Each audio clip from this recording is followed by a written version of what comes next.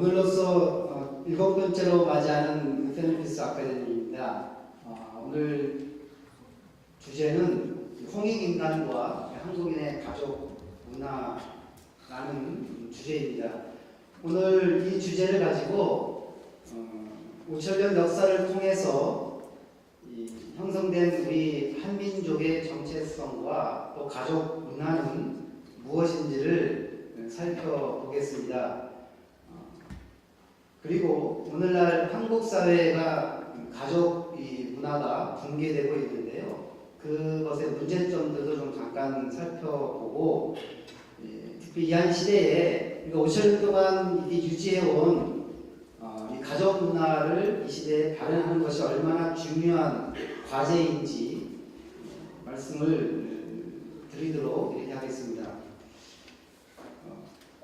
그 유명한 역사학자인 슈펜글러가 일찍이 서구의 몰락이라고 하는 책을 썼습니다. 그리고 여기 계시는 많은 분들도 아시겠지만 이 토인비라고 하는 이 역사학자는 역사의 연구라고 하는 책을 썼습니다. 이 두 분이 뭐라고 말을 하고 있냐면, 모든 살아있는 유기체들은 그냥 정지되어 있는 것이 아니라 발생을 하고 그 다음에 성장을 한 다음에 쇠퇴하는 과정을 받게 되는데, 문명이라고 하는 것도 마찬가지라고 이렇게 얘기를 합니다. 인류의 역사를 연구해 보면 문명도 그냥 멈춰 있는 것이 아니라 마치 봄이 되었다가 여름이 되고 또 가을, 겨울이 지나서 끝나는 게 아니라 새로운 봄이 찾아오듯이 문명도 발생을 했다가 또 성장을 하고 쇠퇴하고 또 다른 문명이 시작이 된다, 이렇게 주장을 하고 있습니다. 그동안 인류 문명은 줄곧 사실은 자세히 보면 서쪽을 향해서 문명이 계속 진행이 되었습니다. 특히 두 명의 역사학자들이 분석한 것처럼 문명의 방향이요, 서쪽을 향해 진행하면서 발생하고 또 성장하고 쇠퇴하고 또 새로운 문명이 시작이 되었습니다. 일찍이 황하 문명, 그리고 메소포타미아 문명, 또 인더스 문명, 이집트 문명이 시작이 되었습니다. 그런 이후에 그리스, 로마의 지중해 문명을 거쳐서 영국 문명이 발달이 됐고, 제1차 세계대전 이후에 문명은 미국으로 옮겨져 갔습니다. 이 모든 문명들의 공통점은 뭐냐면 대서양을 끼고 있는 문명입니다. 그런데 이 역사를 연구하고 문명을 연구하신 분들이 이렇게 대서양을 중심한 문명에서 문명이 끝나는 것이 아니라 또 새로운 문명이 앞으로 도래할 것인데, 그 문명은 무슨 문명이냐면 바로 환태평양 문명이라고 이렇게 제시를 하고 있습니다. 결국은 지금까지 인류가 경험해왔던 이러한 기존의 문명, 대서양을 중심한 소위 말하는 서구 문명이 이제 어느 정도 지나가고요, 새로운 환태평양 문명이 시작됐다라고 하는 것은 사실은 세상이 완전히 변화되는 그러한 시점에 지금 인류가 서 있는 것과 같습니다. 이러한 때에 이 GPF와 저희 가정평화협회를 창설하신 문현진 회장님께서 이 통일 한반도의 비전을 담은 이 코리안 드림이라고 하는 이 책을 쓰셨는데요. 이 책에서 이러한 시기에 뭐라고 얘기하냐면, 대한민국은 특별한 사명이 있다, 이렇게 말을 이게 강조하고 있습니다. 그렇기 때문에 한국인은 그러한 특별한 사명을 위해서 살아야 한다라고 얘기를 하고 있습니다. 그 사명은 뭐냐면, 연세대학교 오랫동안 교수였던 김동길 박사가 이렇게 얘기합니다. 그 특별한 사명은 뭐냐면, 지금까지 있었던 헬레니즘 문명과 히브리 문명이 융합되는 것을 말하는 거죠.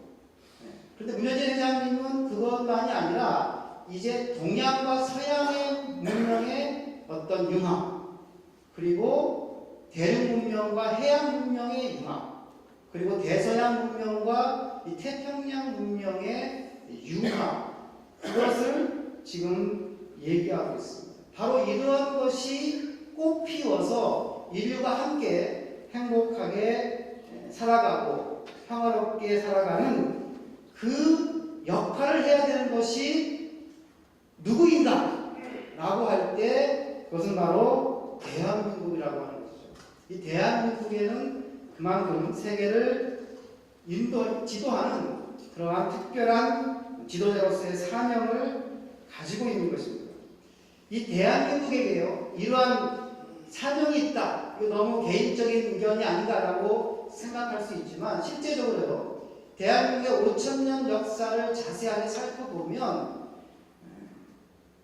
사실은 이 대한민국이 특별한 이러한 역사적인 사명이 있다는 것을 쉽게 이해할 수 있습니다.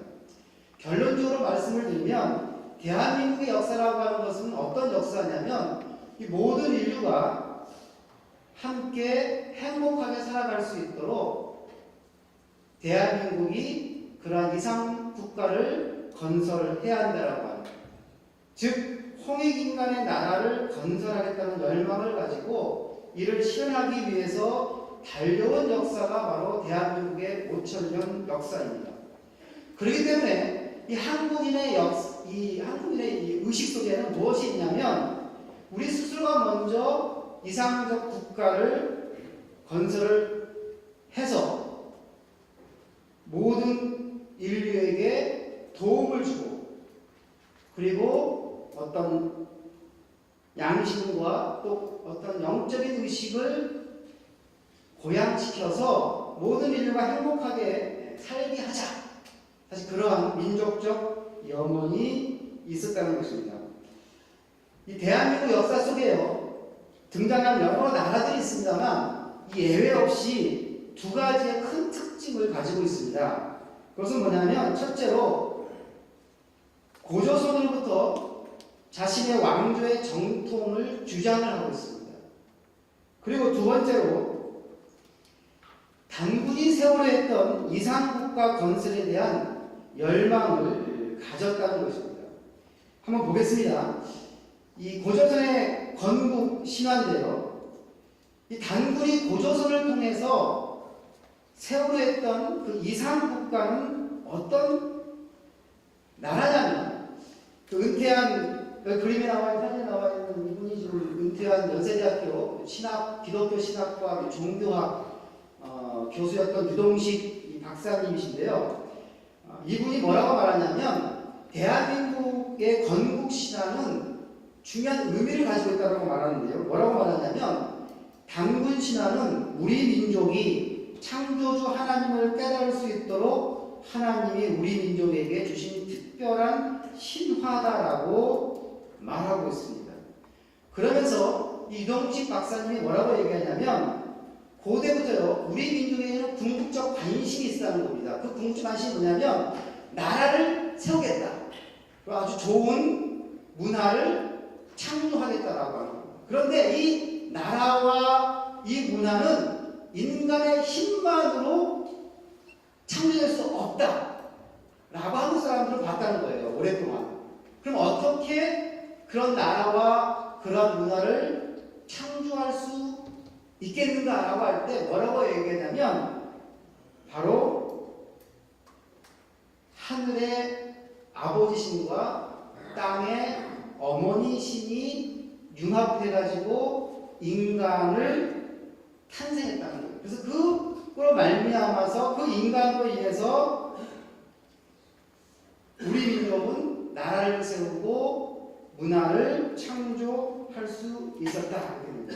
다 아시는 것처럼 세상을 위해서 하늘에서 누가 내려오냐면 하나님의 아들인 화동이 내려옵니다. 그리고 소위 곰으로 표현되는 여러 학자들의 의견이 있습니다. 거기에 무슨 부족이라는 사람도 있고 하지만 이것의 의미를 좀 생각해 보면 뭐라고 얘기하면 이 웅녀라고 하는 것은 땅의 신, 즉 이 하늘에 계시는 신과 대비되는 땅의 신을 의미합니다. 그래서 하늘에 있는 아들인 화음과 이 땅의 신인 웅녀가 만나서 누구를 탄생하냐면 인간, 즉 단군을 탄생한다는 거예요. 그러니까 단군은 그 인간은 그냥 홀로 태어난 존재가 아니라 뭐가 되는 거예요? 하늘과 땅이 합해져서 나온 존재, 즉 천지인의 합일이고 이것이 바로 한국인의 영성이라고 그런 주장을 합니다. 고조선 이후에요. 기원전 1세기부터 시작된 고구려, 백제, 신라, 소위 말하는 삼국시대가 시작이 됐는데 이 삼국시대의 건국신화도 보면 사실은 단군처럼 인간 세상을 위해서 내려온 하늘의 후손이 나라를 세웠다는 공통점을 가지고 있습니다. 그냥 한 인간이 아니라 어디서 내려왔다고요? 하늘에서. 또 왜 내려왔냐면 인간을 이롭게 하기 위해서 하늘에서 하늘의 아들을 내려보냈다라고 하는 공통점을 가지고 있습니다. 이 고려시대에 이런이 쓴 삼국유사를 보면 고구려의 건국신화가 이렇게 되어 있습니다. 이 하늘의 신인 해모수하고 강물의 신, 땅에 있는 신입니다. 이 합약의 딸 유아 사이에서 주몽이 태어났고 그 주몽이 고구려라는 나라를 세우게 됩니다. 백제는 어떻습니까? 그 주몽의 둘째 아들 온조가 세운 나라입니다. 신라는요 어떻게 되어 있냐면 이 나전이라고 하는 우물가에 하나 흰 말이 있는데요. 사람들이 신기해서 모여드니까 그 흰 말이 하늘로 올라갑니다. 근데 그 말이 있었던 장소에 찬란한 빛을 비추고 있는 큰 알이 있는 거예요. 거기서 태어난 게 누구냐면 바로 이 신라를 건국한 박혁거세입니다. 박이 뭐냐면 큰 알, 소위 말하는 박입니다. 박. 큰 알을 의미하는 박, 혁, 빛입니다. 거세, 세상을. 그러니까 세상을 밝게 비치는 큰 알이 누구다? 박혁거세라는 말이죠. 여러분 이 말은 뭘 의미합니까? 두 가지의 큰 의미입니다. 그게 뭐냐면 생명이라든지 어떤 지도자의 권위는 어디서 오느냐? 그것은 바로 하늘로부터 온다라고 하는 그 의미를 담고 있는 거고요. 두 번째로는 우리나라가 세운 그 국가나 그 국가의 지도자는 왜 필요하냐면 바로 인간과 세상을 위해서 필요하다라고 하는 의미를 담고 있는 것이 고조선의 건국신화이고 삼국시대의 건국신화입니다. 즉 대한민국이 시작됐던 우리나라가 시작됐던 그 첫 출발부터 우리나라라고 하는 이 대한민국이라고 이 그 근본적인 건국은 사실은 인간의 힘이 아니라 보다 더 높은 차원, 즉 영적인 기초 위에서 나라가 세우신 것이고 그 나라와 그 지도자는 만유를 위해서 필요한 것이라고 하는 의미를 담고 있는 것이 대한민국의 건국신화입니다. 이 삼국시대가 저물어 가고요. 신라시대가 저물어 가고 소리시대가 저물어 가고 그 다음에 고려가 시작이 되었습니다. 이 고려를 창건한 왕건이요. 흩어져 있던 이 민족들을 통일하고 그 다음에 우리 민족이 추구해온 그 이상국가를 건설하겠다는 명분을 가지고 고려를 창건했습니다. 이 삼국시대에 쓰여진 이 일련의 삼국유사나 혹은 이승유가 쓴 이 제왕문기를 보면 이 고려시대의 정통성도 어떻게 시작을 하냐면 바로 단군이 창건한 고조선에서부터 왔다라고 그 뿌리를 두고 있습니다. 그래서 우리나라의 역사의 출발을 기술하면서 민족의식을 고취하고 한민족이 가야 할 길, 즉 홍익인간의 나라를 건설하겠다라고 하는 그 방향을 제시하는 것이 바로 고려시대 때에 쓰여진 소위 말하는 역사서입니다. 고려 이후에 이성계가 세운 새로운 국가 이름은 조선입니다. 이 조선도요, 이 고조선의 이 건국신화에 담겨있는 이상국가 건설에 대한 열망이 다시 한번 피어오르는 시기입니다. 조선시대 3대 왕인 이 태종의 명령에 의해서 건근과 한흥 등이 편찬한 역사책의 이름이 바로 이 동국사량이라고 하는 책인데요. 이 책을 보면 마찬가지입니다. 이 조선의 정체성의 뿌리를 어디에 두냐면 바로 단군의 고조선인 것을 이 책에서 설명하고 있습니다. 조선시대의 정치사상을 우리 흔히 뭐라고 하냐면 민본주의 정치사상을 얘기합니다. 이 민본주의 정치사상이라고 뭐냐면 왕은 나라보다 중요하지 않으며 나라는 백성보다 중요하지 않다. 가장 중요한 게 누구다? 백성이라는 거죠. 이것은 인간을 널리 이롭게 하는 홍익인간의 국가 건설에 대한 열망을 담고 있는 조선시대의 정치사상입니다. 우리 역사에서 많은 아픔이 있지만 근대사를 들어보면 가장 최근에는요. 역시 일본 식민지 통치가 가장 우리나라가 어려움에 처했을 때입니다. 중요한 것은 뭐냐면 우리나라가요. 이렇게 어려움에 처했을 때 어떤 자세를 취했는가입니다. 자기 나라만을 위했는가? 아니면 그냥 민족 우월주의를 가졌는가라고 하면요. 결코 그렇지 않습니다. 이런 어려운 상황 속에서도요. 대한민국은 어떤 입장을 취했냐면 인간을 널리 이롭게 하는 홍익인간의 정신에 기초해서 인류와 세계를 생각하는 성숙한 태도를 가졌습니다. 이 독립운동을 보더라도요. 이것은 단순하게 일본에 대한 복수가 아니었습니다. 일본으로부터의 어떤 식민지를 벗어나는 물론 그것도 목적이겠지만요. 사실은 그 지도자들의 모습을 보면 그 이상을 가지고 있었습니다. 그보다 더 높은 차원의 하나의 이상을 가졌습니다. 그건 뭐냐면 지금까지 5천년 역사를 통해서 이어온 인간을 널리 이롭게 하는 나라를 이 해방과 더불어 독립과 더불어서 만들겠다라는 염원이었습니다. 예를 들면 많이 아시는 것처럼 이 백범 김구 선생님이요. 독립운동을 통해서 세우고자 했던 국가는 단순하게 일본으로부터 해방된 국가가 아닙니다. 독립운동을 통해서 세우고자 국가는 무엇이냐면 바로 홍익인간의 이상을 실현하는 국가였습니다.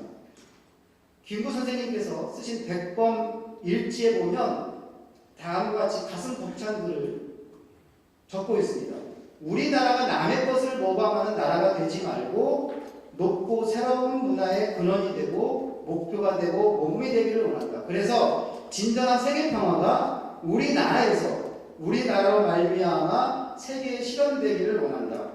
홍익인간이라는 우리 국조 당군의 이상이 이것이라고 믿는다. 우리 민족이 주연배우로 세계 무대에 등장할 날이 눈앞에 보이지 않는가. 가슴이 너무 벅차고 멋있지 않습니까? 네, 박수는 괜찮습니다.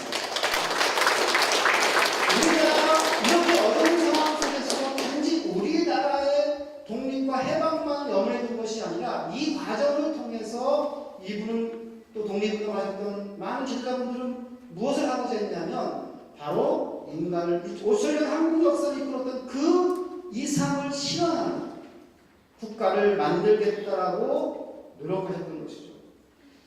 이렇게 백성을 위하고 세상을 위한 홍익인간의 나라를 건설하겠다는 염원은 5천년 대한민국 역사를 통해서 이어왔습니다. 지금 우리는 남북 통일에 대한 염원을 꿈꾸고 있습니다만 결국 남북 통일의 문제도 마찬가지라고 생각합니다. 남북 통일의 문제는 단순하게요. 핵을 없앤다든지 혹은 경제적 제재를 없앤다든지 이런 문제, 지역적인 문제로 다른 문제가 아닙니다. 이것은 결국은 통일된 국가가 어떤 나라가 돼야 되느냐의 문제인데요. 그 나라는 어떤 나라입니까? 심지어는 일제 통치하에서도 이렇게 꿈꿨던 이상 홍익인간이라고 하는 이상의 나라인데 우리 대한민국의 통일의 문제를 놓고서도 결국은 우리는 어떤 나라를 통일된 나라로 만들 것이냐고 할 때 어떤 나라 되겠습니까? 인간을 널리 이롭게 하는 나라. 그 나라를 바로 통일된 국가로 만들겠다라고 하는 비전을 가지고 우리는 움직여야 합니다. 이 홍익인간의 나라가 건설되기 위해서 그냥 되는 것이 아니라 거기에는 중요한 백성이라는 역할이 있습니다. 근데 그 백성을 한국인들은 5,000년 동안 어떻게 만들어냈냐면 가족이라고 하는 문화 속에서 이 이산국가의 어떤 그 정의롭고 모범적인 시민을 만들고자 했던 것이 한국의 5,000년 역사입니다. 이 대한민국이 한국이네요. 가족 문화 특징은 서양, 심지어는 다른 동양의 여타 국가와 다른 몇 가지 특징이 있습니다. 그 몇 가지 특징 중에 하나가 뭐냐면 가족 공리주의입니다. 이 공리라는 말이 뭐냐면 공리는 뭐 인간의 이익이나 행복을 추구한다는 것을 말하는데요. 공리주의 그러면 뭐냐면 최대한 많은 사람들이 최대한 많이 행복해야 한다는 거예요.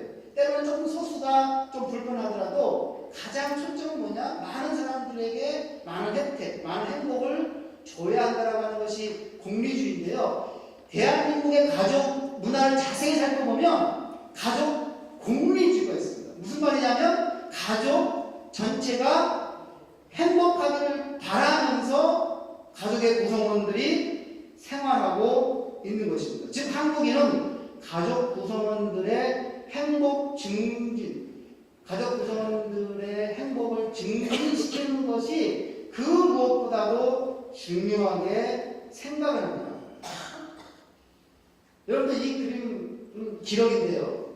이 외국인들에게 한국 부모에게 가장 이해할 수 없는 것 중에 하나가 뭐냐면 자식의 교육 때문에 부부가 떨어져 사는 것, 자녀의 교육 때문에 아버지와 자녀가 떨어져 사는 것, 그리고 아버지가 고생해서 돈 벌어가지고 유학 가 있는 자녀에게 돈을 보내는 거, 이걸 뭐라고 그러죠? 기러기 아빠라고 그러잖아요, 그죠? 예. 그러니까 떨어져 있다가 뭐 휴가를 받아가지고 좀 때에 따라서 첫째처럼 기러기처럼 한번 그 부인 아내와 자녀가 있는 그곳에 한번 가는 겁니다. 다시 돌아오는 거죠. 이거는 외국 사람들한테 도저히 이해가 할 수가 없는 거예요. 어떻게 자녀를 위해서 부부가 떨어져 살고, 어떻게 자녀를 위해서 아버지가 저렇게 고생을 하지? 무엇을 위해 저렇게 사는가? 이렇게 생각하는 거죠. 그런데요, 이런 것도 있습니다. 옆에 펭귄 아빠라는 것이 있어요. 펭귄 아빠가 지금 뭐하고 있습니까? 기러기 아빠를 부러워하죠. 펭귄 아빠는 뭐냐면 경제적으로 더 넉넉하지가 못해가지고 돈은 보내고 학비는 보내지만 방학이나 휴가를 얻어서 가지도 못해요. 날지를 못하는 겁니다. 그러니까 지금 대한민국에 있어서 아버지들은 기러기 아빠 혹은 그냥 멀리 쳐다보는 펭귄 아빠 정도로 서 있는 거죠. 근데 이렇게 될 수 있는 것은 뭐 때문에 그럴까? 우리가 오랜 전통도 보면 왜 옛날에 보면 자녀를 공부시키기 위해서 집에 있는 논 팔고 또 뭐죠? 쌀 같은 거 팔고 소 팔고 쌀 팔고 해가지고 자녀를 위해서 자녀의 학업을 위해서 쓰잖아요, 그죠? 그러니까 이 모든 것들이 뭐냐면 가족 공리주의라는 거예요. 내가 좀 불편해도, 내가 좀 어려워도 누구를 위해서요? 가족을 위해서. 가족이 행복하다면 이 정도는 감내한다라고 하는 것이 한국인에 있어서의 가족의 대단히 흥미로운 특징입니다. 요즘에는요, 자녀가 좋은 대학교에 가려면 이런 말이 있다고 합니다. 자녀는 체력이 있어야 되고, 부모는, 특히 어머니는 정보력이 있어야 되고, 할아버지, 할머니는 경제력이 있어야 됩니다. 즉, 가족 전체가 노력을 해야 됩니다. 그런데 재밌는 건 또 그 자녀가 학업을 통해서 뭐 좋은 학교를 다니고 원하는 학교를 다니고 원하는 직장을 다녔으면 그것은 그 개인의 행복으로 끝나는 것이 아니라 누구의 행복이에요? 그걸 바라보는 모든 가족 구성원의 행복으로 느끼는 것이 바로 한국이 가지고 있는 5,000년 동안 만들어 놓은 가족 문화의 특징입니다. 여러분들, 한국인에게 있어서 한국인은 누구와 있을 때 가장 행복할까요? 보통 행복을 하면 이 두 가지가 충족된다고 합니다. 뭐냐면 즐거움이 있어야 되고 의미가 있어야 돼요. 그러니까 지금 즐거움이 높으면 그걸 Y축이라고 그러고 의미가 있으면 X축이라고 그러면 저 Y축이 높으면 높을수록 즐거운 거고 또 의미가 높으면 높을수록 많을수록 옆으로 확대되는 건데요.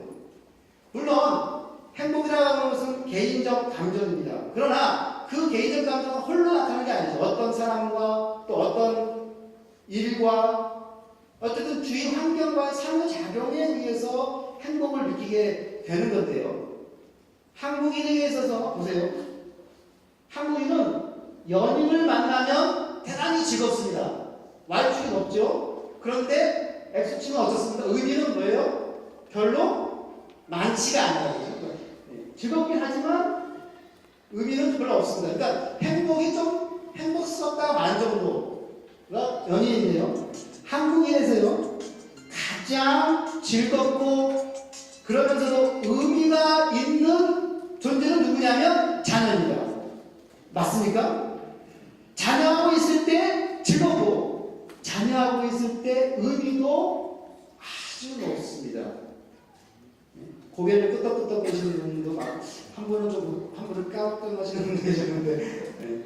어쨌든 이게 보편적으로 이렇다는 거예요. 그 다음이 배우자와 부모입니다. 배우자와 있을 때 즐겁기도 하고 의미도 있고 부모님하고 있을 때 즐거움과 의미가 함께 정대찬이죠. 어쨌든 이건 뭐냐면 한국인은 가족과 있을 때 행복합니다. 참고로 한국인에게서 가장 즐거움도 감수도 없고 의미도 너무 없는 정말 스트레스 만땅은 누구냐면 한국에서 직장 상사입니다. 직장 상사가 있을 때는 아이고 이건 뭐 스트레스 만빵입니다. 직장 상사님들 조심하십시오. 같이 회식하거나 뭐 주말에 뭐 등산 가자고 하면 안 됩니다. 어쨌든 한국에서 가장 행복한 것은 뭐냐면 가족하고 있을 때 인생 그것이 바로 한국의 가족 문화예요.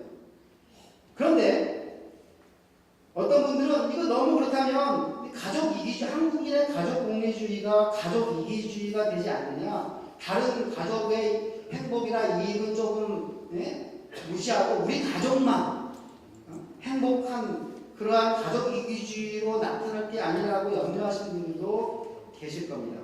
그런데요, 참 특이한 것은 한국인들에게요, 가족의 행복과 가족의 이익을 추구하다가도 공공의 이익과 그것이 딱 상충되고 부딪혔을 때 한국인들은 가족의 이익을 추구할까요? 공공의 이익을 추구할까요? 어떻게 생각하십니까? 아닙니다. 가족의 이익을 추구하던 한국인들이요, 그 가족의 이익이 공공의 이익과 상충될 때는 과감하게 가족의 이익보다 공공의 이익을 선택합니다. 여러분 최근에 있었던 부산행이라고 하는 영화 보셨어요? 거기 보면 그 공유 멋있는 그 아버지가 처음에 누구만 생각합니까? 자식만 생각하잖아요. 그러나 그것이 다른 사람들의 생존과 그것을 목격하면서 점점 어떻게 됩니까? 다른 사람들의 이익으로 태도를 변화시키잖아요. 가끔 이 미국의 졸업 식장에서 이런 일들이 벌어지는데요. 보통 졸업을 이렇게 하면 이게 앞에 한 명씩 학생이 나와가지고 학장님이 모자로 이렇게 옆에 세워주고 뭐 증서를 하거든요. 근데 어떤 학생이 딱 나왔을 때 갑자기 주는 분이 바뀌었어요. 어떤 의자에 앉아있던 어떤 분이 다시 어른이 나와가지고 그 학생에게 졸업 증서를 주는데 그 순간 거기에 있는 많은 사람들이 박수를 치고 환호합니다. 그 왜 그러냐면 이 증서를 준 분이 누구냐면 이 학생의 아들이에요. 아들이에요. 근데 만약에 한국에서 이런 일이 벌어졌다고 합시다. 어떻게 되겠어요? 한국에서는 용인할 수가 없습니다. 그죠? 물론 가족이 중요하지만 이것이 공공에 나갔을 때는요, 자기 가족에 대해서 뭐라고 이렇게 좀 프로모션 한다 그럴까요? 그렇게 하면 정말 잘 받아들이지 않고 미숙숙하다고 생각을 합니다. 참 중요한 한국인의 가족 문화의 특성입니다. 그렇게 자신을 희생해서 가족의 행복을 위해서 살다가도 사회에 이익이 나타날 때는 과감하게 사회를 먼저 생각하는 민족이 바로 한국인이고, 그것이 한국인의 가족 문화입니다. 두 번째가요, 한국인의 가족 문화의 특징은 대가족입니다. 대가족은 모든 관계를 포함합니다. 즉 조부모, 부모, 자녀라고 하는 이 종적 관계를 포함하고 있고요, 남편과 아내라고 하는 행적 관계를 포함하고 있고요, 그 다음에 형, 언니, 그 동생의 전후 관계를 포함하고 있습니다. 그러니까 모든 관계를 포함하고 있는 것이 한국인의 이 대가족 문화입니다. 한국의 대가족 문화에서는요, 종적 관계, 행적 관계, 전후 관계, 이 모든 것들이 균형을 이루고 있습니다. 이것이 한국인의 특별한 가족 문화입니다. 세 번째가, 한국인의 가족 문화는 개인의 정체성을 형성을 합니다. 연세대학교의 권수영이라고 하는 이 교수님이 쓴 한국인의 관계 심리학이라는 책을 보면 흥미로운 얘기가 나옵니다. 그 뭐냐면, 일단 한국인은요, 인간에 대한 이해가 서양의 이해와 다르답니다. 서양은 인간 그러면 그냥 존재하는 나예요, 나. 인간은 누구냐? 그냥 나다. 그런데요, 한국인은 인간을 어떻게 규정하냐면, 나라고 규정하지 않고 가족 관계를 통해서 인간을 규정하고 나를 규정을 합니다. 즉 한국인은 어떻게 하냐면, 어디서 자기 자신을 소개할 때 나는 누구의 아들, 나는 누구의 딸입니다고 합니다. 저도 어릴 때 동네에서 자세히 어린 시절 보면, 동네에서 어떤 어르신을 만나면 어르신이 첫 번째 물어보는 게 있어요. 너 일곱 명이시라고 안 물어봅니다. 너 누구의 아들이지? 너 아버지가 누구더라? 그죠? 한 개인을 그대로 바라보지 않고 아버지와 어머니의 관계에서 그 사람을 바라봅니다. 그리고 또는 결혼을 하면 나는 누구의 남편이고요, 나는 누구의 아내라고 얘기합니다. 나는 누구의 형이고, 나는 누구의 언니이고, 나는 누구의 동생이라고 이렇게 얘기를 하죠. 즉 한국인에 있어서는요, 자기 정체성은 홀로 규정하지 않고 가족 관계에서 자기 정체성을 규정을 합니다. 경희대학교 교수인 임마누엘, 한국 이름 이만누엘이라는 이 교수님이 있는데, 이분이 쓴 책, 재미있는 책이 하나 있어요. 이게 뭐냐면 한국인만 몰랐던 더 큰 대한민국. 이 책을 보면 한국인에게 있어서 효도는 자기 이해에 이르는 과정에서 가정으로 인식된다라고 말하고 있습니다. 즉 나는 부모님의 산물이고 얼굴도 모르는 어떤 조상의 산물이라는 거죠. 나를 인식하는 것 자체가 부모와 조상을 통해 자신을 인식한다고 합니다. 그렇기 때문에 그분은 뭐라고 얘기했냐면, 한국의 미래를 설계할 때요, 효도의 개념, 이거 구태연하고 옛날 것이다라고, 그러니까 뒷전에 두겠다는 생각은 잘못된 것이라고 꼬집습니다. 자기 정체성을 규정할 때요, 지금 앞에서 얘기했던 것처럼 남편, 아내, 배우자와의 관계, 형제, 자매와의 관계도 있지만 가장 핵심은 뭐냐면 부모와의 관계입니다. 부모와의 관계에서 자기 정체성을 정립하는 것이 대한민국에 있어서의 가족 문화의 아주 핵심적인 특징입니다. 그리고 대한민국의 가족 문화의 특징은 인간관계에 기초하는 것입니다. 한국인은요, 가족이라는 개념을 끌어들여가지고 인간관계를 규정합니다. 저분은 아버님과 같으신 분이야. 저 사람은 내 형과 같은 사람이야. 이렇게 표현하잖아요. 그죠? 다른 나라에서는 그런 표현이 있을까요? 없습니다. 유독 대한민국만 인간관계를 가족의 관점에서 봅니다. 그리고 한국의 가족관계는요, 아주 쉽게 확대가 돼가지고 조직이나 단체에 고스란히 반영됩니다. 여러분들 우리가요 어떤 단체가 이 단체가 참 좋은 단체야 라고 말할 때 어떻게 합니까? 예를 들면 우리 회사는 좋은 회사라고 사람들한테 얘기할 때 이렇게 얘기합니다. 우리 회사는 꼭 가족과 같은 분위기야. 그죠? 왜 가족과 같은 분위기라고 얘기할까요? 우리 한국인들에게는 가족이라고 하는 것이 대단히 뭐예요? 이상적인 분위기가 아주 좋은 것을 담고 있기 때문에 그렇습니다. 가족 같은 분위기, 가족 같은 관계. 예.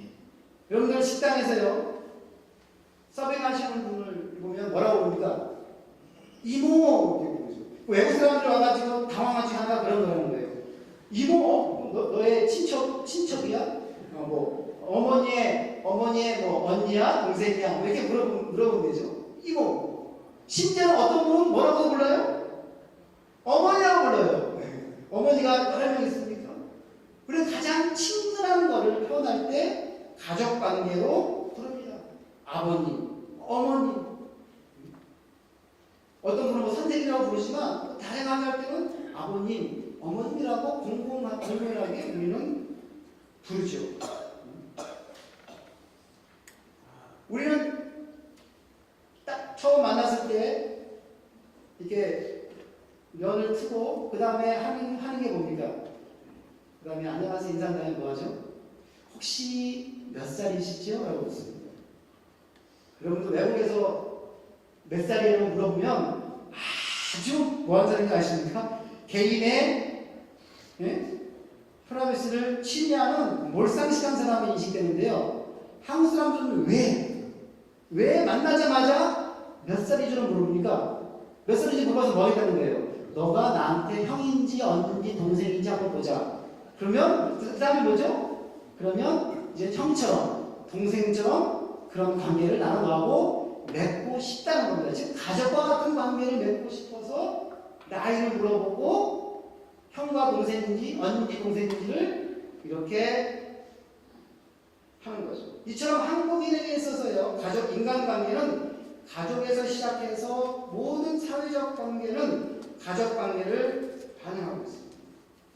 한국인의 가족 문화에서 마지막 중요한 특징이 뭐냐면 이 가족은요 5천년 동안 우리 민족이 만들어졌던 이 홍익인간이라고 하는 이 이상 국가 건설을 위한 사회적 체제의 기초가 되는 것입니다. 한국인들에게 5천년 역사를 통해서요 백성을 위하고 또 세계를 위하는 이 홍익인간의 나라를 건설하겠다고 노력해왔습니다.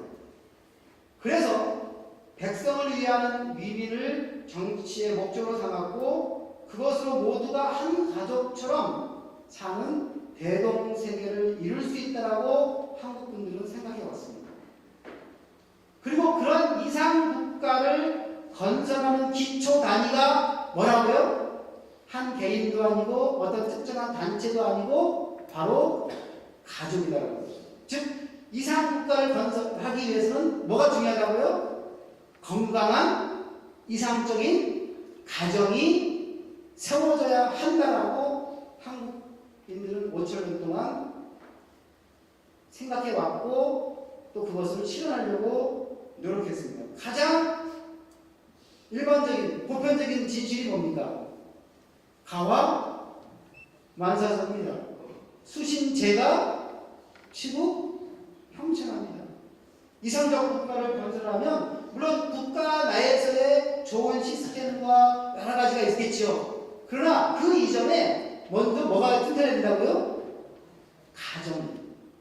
가정이 그 이상 국가에 맞는 이상적 가정이 되어야 한다는 거죠. 여러분 이런 말이 있습니다. 효자 집안에 충신난다. 그러니까 가정에서 효자가 나타나면 그래야만 뭐 한다고요?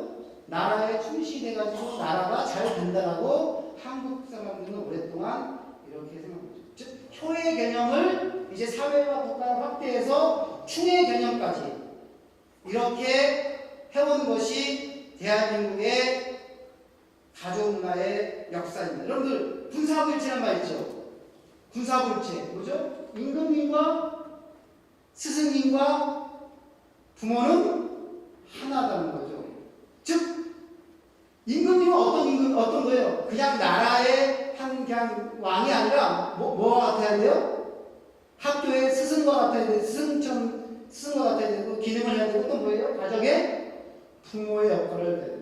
그러니까 왕은 백성들을 잘 가르치고 또 백성을 자식처럼 잘 돌봐야 되는 거예요. 여러분, 부모와 자녀 관계는 무슨 관계죠? 철면입니다. 그러니까 왕이 백성을 대할 때 사부의 역할, 스승의 역할과 부모 역할을 못하면 뭘 저버린 행위입니까? 철문을 저버린 행위라고 봐가지고 그 임금, 그 왕, 그 대통령에 대해서 우리는 뭐라고 합니까? 받아들이지 않는 거예요. 그것이 바로 대한민국의 역사입니다. 또한 국가가 운영되기 위해서는 특히 경제적으로요, 균등한 분배가 대단히 중요한 이슈 중에 하나입니다. 그런데 대한민국 이런 국가의 균등한 분배조차도 한국의 역사를 자세히, 가족 문화를 자세히 살펴보면 한국의 가족에서부터 균등한 분배가 이루어졌습니다.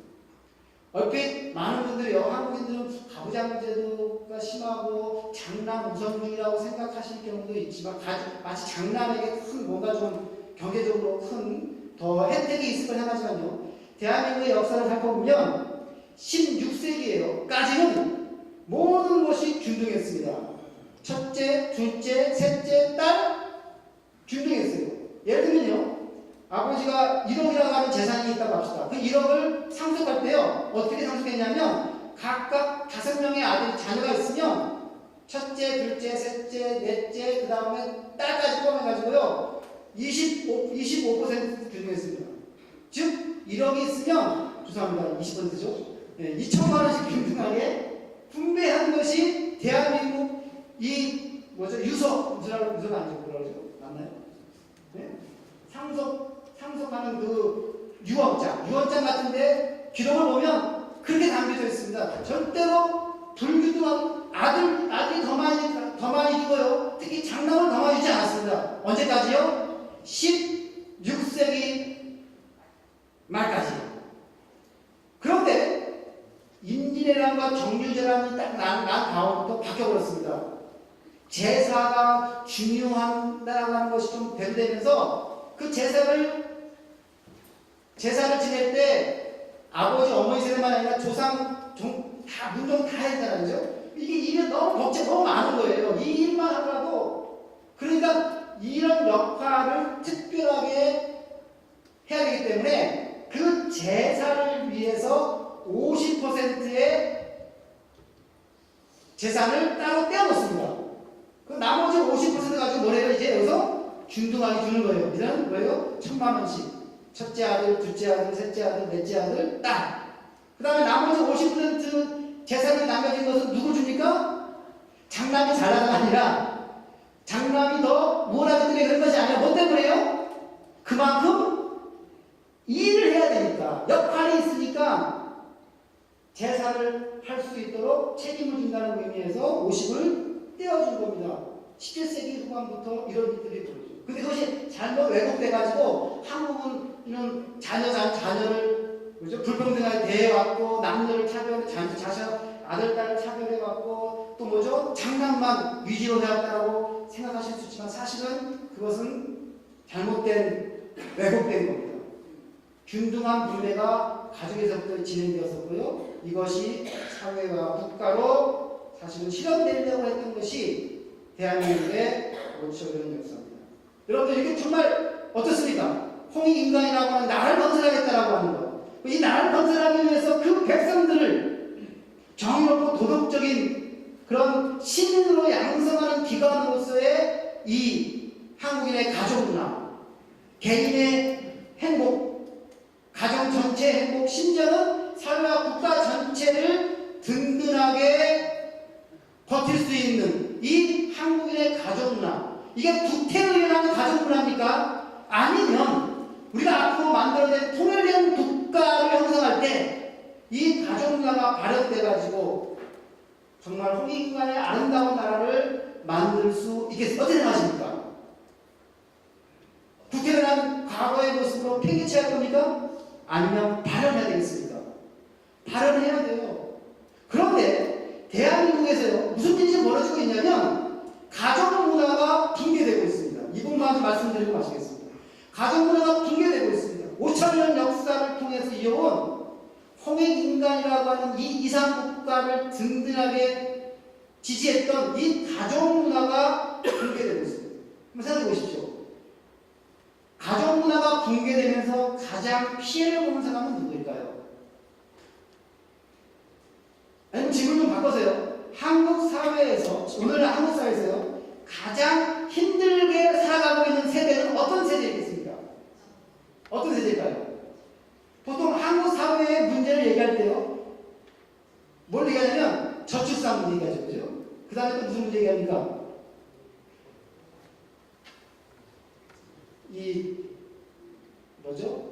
이혼, 결혼율 저하, 결혼하지 않는다. 그리고 실업률. 여러분들, 이 세 가지의 공통점은 세대로 보면 어떤 세대입니까? 20, 30대, 40대 정도? 그러니까 청년 세대이죠. 그래서 우리나라 20대에 우리나라를 이끌어서요, 헬조선이란 말이 유행하고 있습니다. 이 나라는 젊은이들이 살 수 없는 나라다. 고생하는 나라다. 젊은이들이 고생하는 나라다. 가장 한국 사회에서 피해를 보고 힘들게 살아가는 세대가 청년 세대라고 생각을 하고 있습니다만, 실제로 물론 그분들도 고생하지만 실제로 한국인의 자살률을 보면요, 가장 극단적인 거 아닙니까? 가장 힘들고 가장 어려울 때 선택하는 것이 자살인데, 한국인의 자살률을 보면은요, 저는 깜짝 놀랐습니다. 한국인의 자살률을 보면, 연령별 자살률을 보면 한국 사회에서 가장 비참하게 살아가는, 한국인 가장 힘들게 하는 세대는 70대 이상의 고령층입니다. 이거 보십시오. 이게요, 화면에 잘 나오겠지만, 이게 아워월드 인 데이터라고 하는 세계 전역에 있는 여러 가지 이슈를 가지고 통계를 만든 건데요. 보세요. 대한민국의 이 연령별 자살입니다. 연령별 자살률요, 10만 명당 계산한 수치입니다. 자세히 보시면요, 처음 시작할 때가 1990년입니다. 제일 위가요, 지금 제일 위에 있는 것이 70대 이상의 고령인구인데요. 이 70대 이상의 고령인구가요, 1990년에 몇 명이냐면 10만 명당 29.9명이었습니다. 29.9명. 그런데 1990년 중반, 1995년부터 해가지고 어떻게 됩니까? 자살률이 확 오릅니다. 그래가지고 2010년에는요, 99.5명이 되어버렸습니다. 2016년에 88.1명입니다. 그 가운데 남성이 여성보다 3배가 많습니다. 다시 말씀드리면 이렇게 생각하면 됩니다. 대한민국에 있어서요, 남성 고령인구가 가장 자살률이 높습니다. 여러분 그 밑에 보십시오. 50세부터 69세, 15세부터 49세, 그 밑에 이걸 보면 대부분이 20명에서 40명 수준입니다. 다른 연령들은 20명에서 40명 수준인데 누구만 이렇게 높아요? 70대 이상의 고령 인구만 자살률이 90명대를 성행하고 있습니다.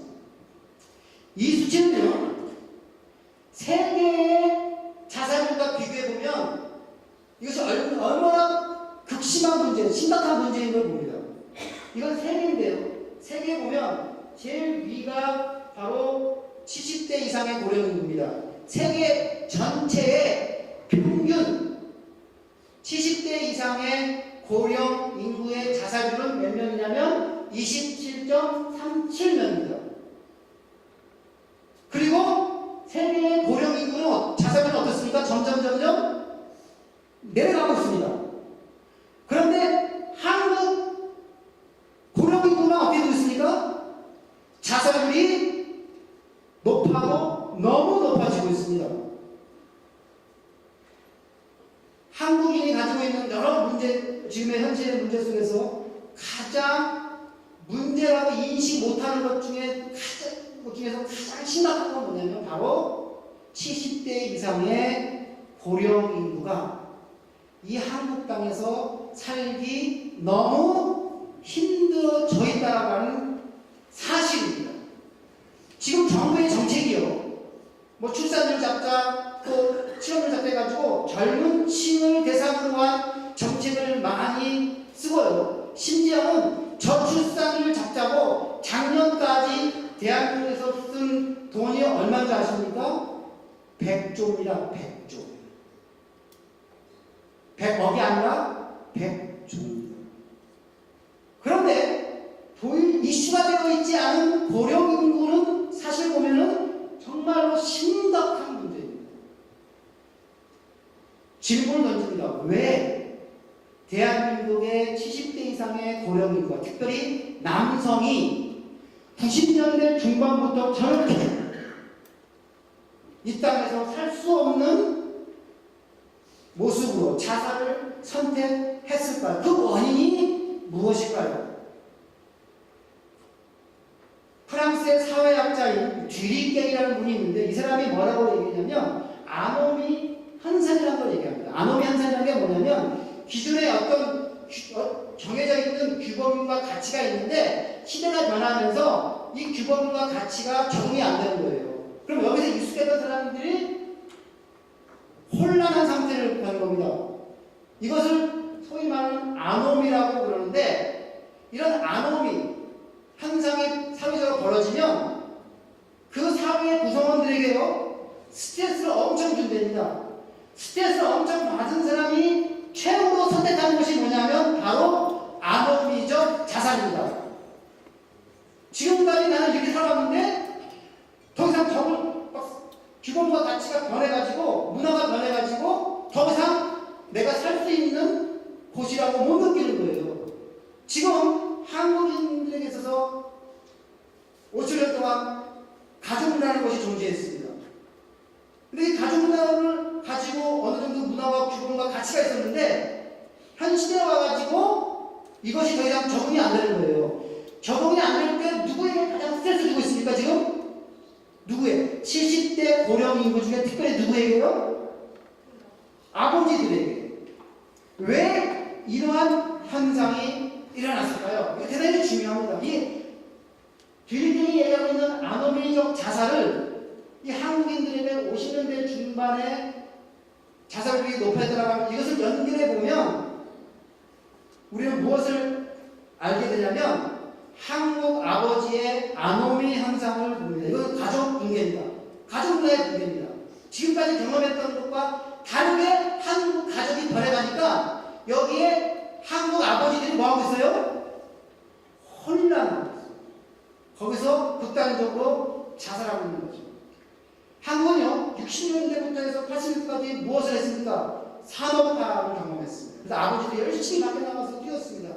그래서 가족에는 조금 시간을 덜 보내고요. 요즘 가족과 일사이에 분리가 나타났고 한국의 아버지들은 집에 자주 못 들어가죠. 그죠? 밖에서만 일하다 보니까 뭐가 일어나냐면 가족 안에서 한국 아버지의 부재 현상이 일어납니다. 공간적으로 시간적으로 가족에서 아버지들이 없는 거예요. 공간적으로 일하다 보니까. 그런데 이때 중요한 건 뭐냐면 이때 아버지의 권위나 위상을 생각해 보십시오. 그럼에도 불구하고 그 당시에는요 엄마들이 비록 아버지가 집에는 자주 못 오지만 아버지의 권위와 위상을 지켜드렸어요. 그래서 아들, 딸들이 엄마 이거 좀 해요. 그러니까 엄마가 뭐라 그래요? 이따가 아빠 들어오면 물어보자. 그러니까 아빠가 마지막으로 결정하게끔 해줬습니다. 그죠? 그런데 1967년이 되면서 큰 사건이 벌어집니다. 그게 뭡니까? IMF입니다. IMF가 탁 터지면서 이제 밖에서 일하는 아버지가 어디에 들어옵니까? 집에 딱 들어왔어요. 집에 들어왔더니 아버지가 느끼는 건 뭐냐면 소외감입니다. 지금까지는 아버지의 권위와 이상은 그냥 자연스럽게 아버지니까 자연스럽게 가족 구성원들이 인정해줬습니다. 근데 IMF 이후에 아버지는 아버지 다 와야 됩니다. 그러니까 아버지가 직장에서 그만두고 돈도 안 벌고 집에만 있으니까 이게 뭐예요? 아버지가 아버지 자체 안 살려버린 거예요. 이게 뭐야? 응? 그러니까 아버지 답지 못하기 때문에라고 하면서 아버지를 소외시키기 시작합니다. 그러면서 그 당시에 이후부터 지금까지 돼서 아버지들은 무슨 생각합니까? 나는 과연 가족에서 뭐지? 그러니까 최근에 이런 말이 있다고 합니다. 그런 질문을 던지면서 아버지들이 던지는 데다 나는 가족에게 뭐지? 나는 지금까지 현금 인출비였구나. 이게 아버지들의 고백입니다. 나는 가족 안에서 어떤 역할을 했냐면 그냥 돈 주는 현금 인출밖에 안 되고, 그러니 아버지들이 어떻습니까? 아노미를 경험을 해요, 안 해요? 가족의 행복, 가족 국리주의를 추구하며 가족 전체의 행복을 위해서 달려왔는데 막상 가족에 들어와 보니 가족은 오히려 나를 소외시키고 있습니다. 더 이상 가족 문화가 작동하지 않고 무능한 아버지로 무시당하고 있습니다. 결국 가족 안에서 아버지는 이상은 실종이 되는 거죠. 그렇기 때문에 이러한 경험들을 통해서 지금까지 1990년도 중반부터 해가지고 대한민국의 아버지들이 뭘 경험하고 있다고요? 아노미를 경험하고 있고, 이건 나오면 어디서 온 겁니까? 5년 동안 지속되었던 가족 문화가 붕괴되면서 아버지들이 최후의 선택으로 90년대 중반부터 뭘 하기 시작합니까? 이제 아노미적 자살을 하게 되는 것입니다. 이것이 대한민국에서 정말로 중요한 문제 중에 하나입니다. 결론을 말씀드리겠습니다. 한국인에 있어서 가족이란 어떤 존재입니까? 여러분 한번 보시죠. 여러분들 가족이란 어떤 존재입니까? 저는 그냥 합니다. 대한민국에 있어서요, 한국에서 가족은 마치 공기와 같습니다. 여러분 공기는 뭡니까? 산소는 뭡니까? 없으면 안 되는, 그냥 불편한 게 아니라 뭡니까?